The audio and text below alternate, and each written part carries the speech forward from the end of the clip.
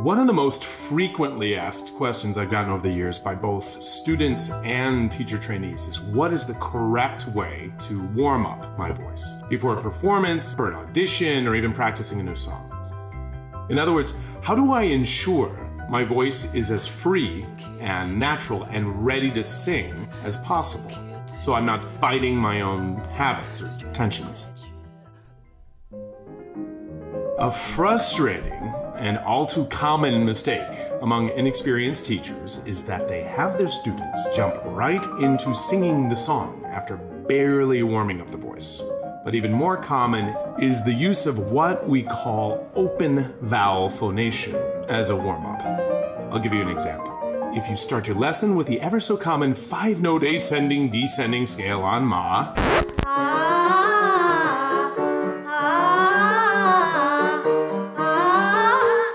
you are asking for so many layers of coordination to take place at once. You might as well already be singing the song. I mean, we've got pitch accuracy at full volume, resonance balance, registration balance, singing into your uppermost range, all the while trying to isometrically hold one of the most problematically variable open vowels. Not unlike a ballerina who rolls out of bed and decides to dance through the entire second act of Swan Lake without so much as stretching out first. Now, I'm sure there are some voices that can handle this, but having personally worked with over 4,000 singing clients at all levels of talent and experience, I have yet to run across one who could pull it off, myself included. So, in order to tackle the problem, let's divide vocal warm-ups into 5 levels, each one slowly activating and stretching out a part of the system, so that by the time you sing, most of our bases are covered.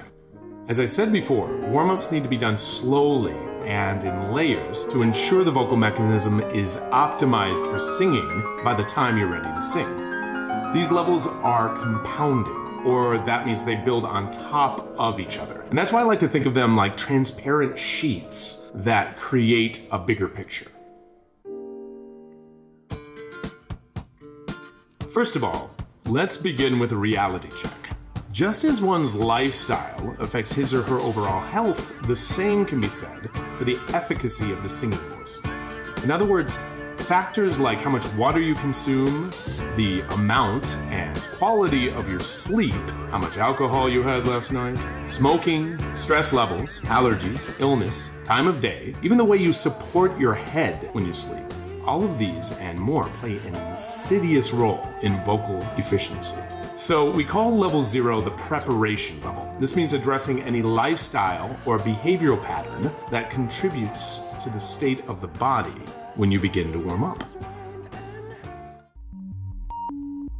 The first real level of your warm-up should begin with exercises that lengthen and alleviate stress in the ancillary muscles of singing. In other words, we stretch out and massage the areas of the body most prone to compensatory tension.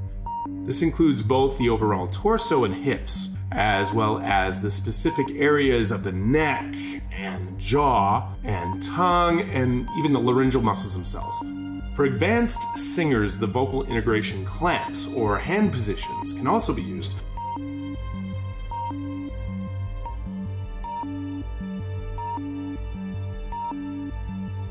Level 2 adds breath.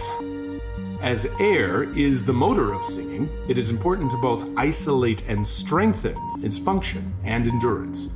In level 2, we don't want the vocal folds to come together yet. So breathing exercises that also make sound are not pure isolation exercises by definition. That comes later. There are 2 categories of breathing exercise: short form and long form. Short form breathing exercises are meant to invigorate pulmonary function and agility.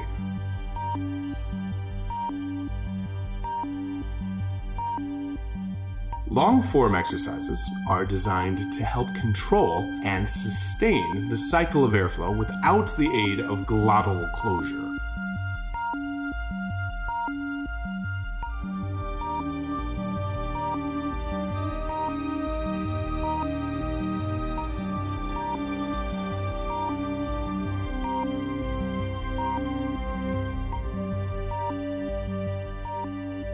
Level 3 adds sound.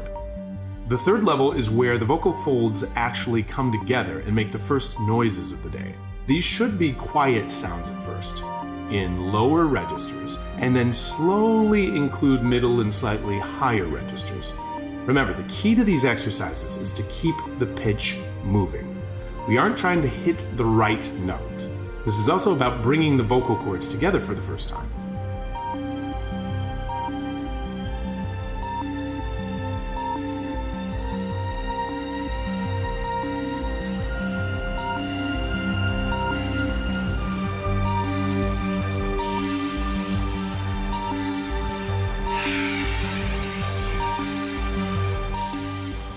Level 4 adds pitch. Now we can finally begin the process of vocalizing on actual note patterns, but with the limitation of an alteration that focuses on a specific muscle group. By the way, this is the first category of singing where you should begin vocalizing in your extreme ranges. Because you're utilizing alterations or filters, it's a more protected way of testing the range. Even so, I still always encourage singers to vocalize lower in their range before higher. This allows excellent pharyngeal shape modeling, or stretching the relative throat and mouth shapes needed for higher range execution without taxing the vocal folds or tiring them out. The proof in this is that after these warm-ups, I've often had sopranos able to sing songs in new and extremely high ranges without ever singing above a treble C.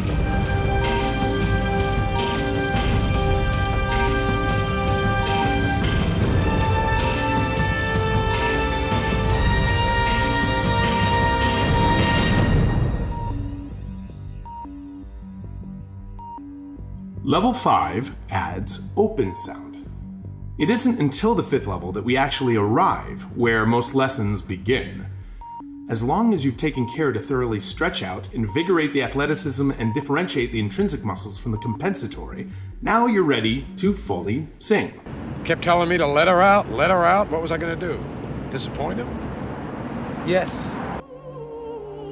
Because efficient singing requires the optimization of vocal resonance, many factors go into singing open vowels. That's why we save this for last.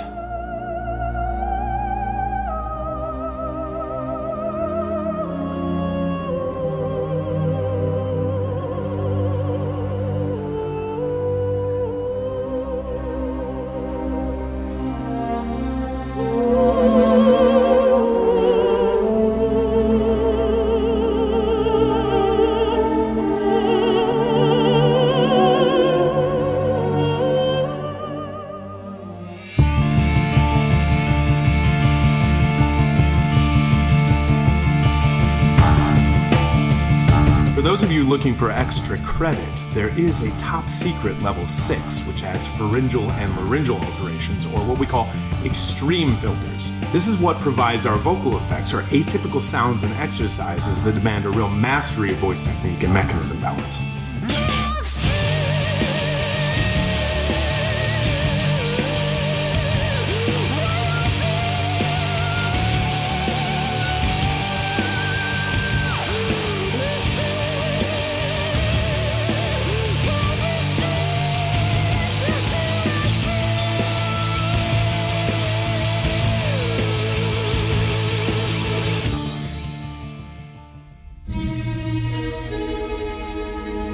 You should include at least 1 or 2 exercises from each category.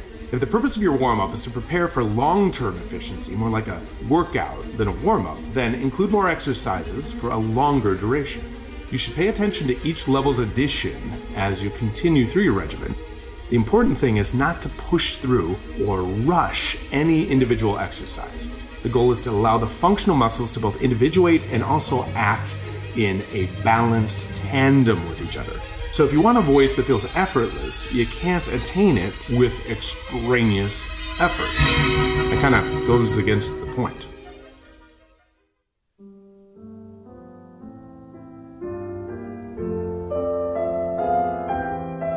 If your goal for warming up is to effectively sing a song, you can apply each level of these exercises after you've completed them.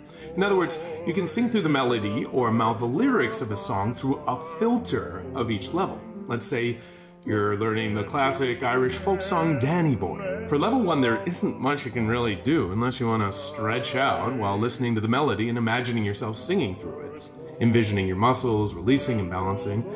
For level 2, you can either silently mouth the words of the song to a slow metronome beat while breathing slowly through each phrase, or even pant every syllable of the song equally.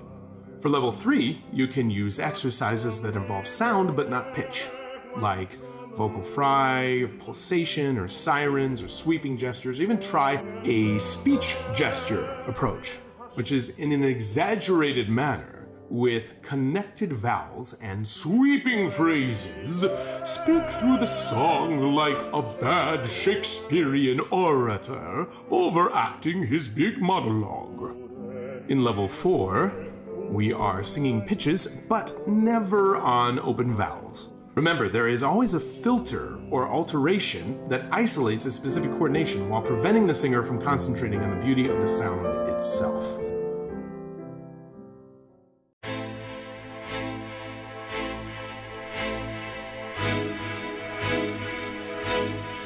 If you're patient, observant, and don't try to force a result, you will improve much faster. Remember, we're trying to change behaviors that you've developed over years. So no matter how experienced or inexperienced you are, you have been successful at teaching your body that this is how you sing. And for the most part, your body defaults to "this is how I talk" in order to decide how it wants to sing. So in order to improve and rewire these complex reflexes, you have to send highly differentiated and repeated signals that tell your muscles to do something different. In other words, exaggerate. In my experience, the more you sound like a complete idiot, the better these exercises will be at changing your vocal behaviors. So go out and make a fool of yourself. Just do it in the right order.